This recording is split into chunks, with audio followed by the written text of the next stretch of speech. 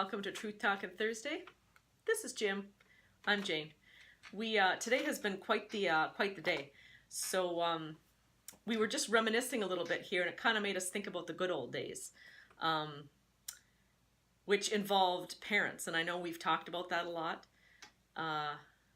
So Jim, what were you thinking of in general as far as the good old days? How good they were. Recently, I was just reading about the state of sort of community and society and all that kind of stuff, and how it's changed really dramatically, and how we have, as a group of people, really just sort of accepted that as, well, that's the way it is. And as I was saying to you earlier, I'm a cause and effect kind of guy. I mean, something happens and something happens because of it. And there's initiatives and there's outcomes to things and all that kind of thing. I don't believe in coincidence. I never have, never will really. So my thinking was basically, when I look at our society today, and I look at statistics and research and all that kind of thing, just how violent we've become, and primarily a great deal of that violence has to do with our children. Yeah. There's a growing problem, a crisis here that we need to deal with, and we need to recognize and identify it now. Where are our children learning all of this violence and aggression from? For me, I think we have sold out as a society, and as parents of good kids, but as parents of kids in this day and age, the parents have sold out. Video games, phones, all of that stuff. Social media, all of those things have taken over where playtime used to be. But when you think about those activities, all of those things used to be family activity time. We used to do things together as people, as kids and as parents, and we used to go on vacations together, and we used to play football together, or we used to go out and wrestle with the old man or our brothers, or we would play road hockey until my cousins were my best friends. Don't get me wrong, there's nothing wrong with good friends, and I don't, non-blood related, I don't mean that at all. How I was raised, that was my family, right? My cousins, and we had a big family. When I think back to my childhood, I had great happy times, and I was raised very strict religion, and for those of you that know me, you know that. And that made it difficult in some ways, but I was just saying to Jim before, I am so thankful for how I was raised. When I see some of the families today and the struggles they have, and even going through what I did later in my life when I got married and had children, that was beyond my farthest imagination of reality, was the abuse and what we went through. But when I think about that, I wouldn't trade my childhood.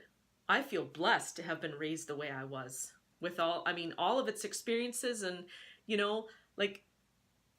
I don't think, it doesn't behoove me to pick that all apart and blame how I was raised for what I went through.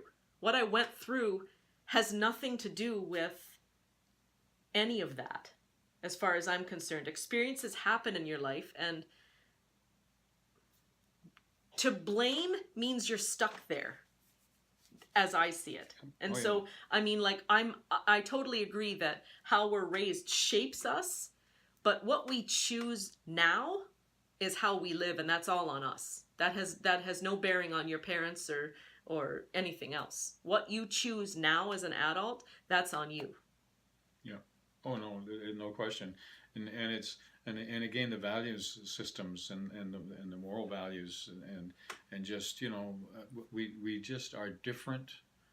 We are different folks now in terms of how we go about conducting ourselves and how we go about coping and our coping strategies. But part of that certainly is because of where we are now in comparison to where we were before. Yeah. We were connected as a family unit. Yeah. Dad had some respect in the family. Mom had respect in the family. There was a structure of some kind there, and you knew that structure was in place there. It's no wonder then the sense of confusion. Oh, absolutely, absolutely. And I think we as parents are kind of confused too. Well, what should I do? I know that I've said this before, but you know, I never imagined this is where I would be at this stage in my life ever. I think the biggest thing is being true to ourselves. You know, it's not just a matter of speaking your truth. You have to live it. Mm-hmm. You can't just say the words. You have to do and take a stand for what you believe in. Right. Yeah. And I don't, again, I'm not sure that the kids today have that confidence, that self-confidence, and have that assuredness about them that says I can handle what comes my way. Mm-hmm. Drug use is up, addictions are up, like I say, suicides are up, depression and stress is through the roof. I mean, there's more prescribed medications going out the door to our kids than there used to be to the whole town I lived in. I think what it comes down to for me, from my vantage point, and maybe this isn't sound, but for me, I think when I lost sight of the necessity to think for myself, I think that's when everything fell apart for me personally. And when I look around a little bit, you know, I think when we don't think for ourselves and when we take too much of what we think we're supposed to be like, the expectations that we feel are imposed on us by society, by our friends and family, by our peers, and by our own selves. And when we don't take into account how we really think and feel, that's when trouble happens.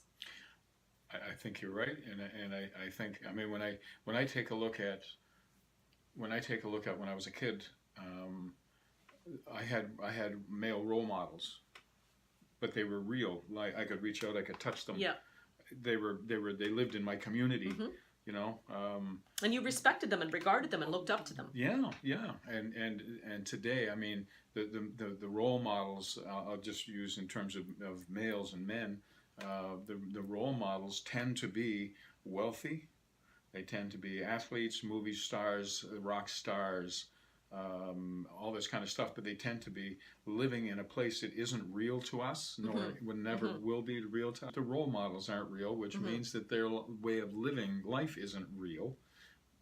So where do our kids turn for because they're not turning to their parents. A lot of cases, the parents are split up. You know, mom's over here looking after the house. The old man's over there running after some little thing that's 18 years old in the miniskirt. And the kids are caught in the middle. And the kids are caught in the middle, so they're just going about their day-to-day lives, getting by as best they can. Trying to survive. But with really no plan of any kind, with no sense of assuredness or security or stability or any of those kind of things that you and I had when we grew up. Mm-hmm. So, cause and effect. I think that because we were fortunate enough to grow up at a time when our parents actually were parents who had a sense of what it was like to bring up their kids, and the kids today, it's a whole new ball game for them with no little guidance and no sense of reality around them. Mm-hmm. They're lost. Mm-hmm. I think they're lost. I think, you know, and that's not to take away from the really good parents, because there are some great parents. There's some great kids out there that are doing great things. And I don't want to lump everybody in the same place, because not everybody deserves mm-hmm. to be there. Mm-hmm. But the crisis is happening, mm-hmm. and the crisis isn't touching those families that are together and connected. Yeah. The crisis is affecting those families and those kids that aren't in that place, yeah. and they're lost. I think for me, the message that I would like to get out is for anybody, I guess, really. Don't be afraid to be yourself. Be true to yourself first.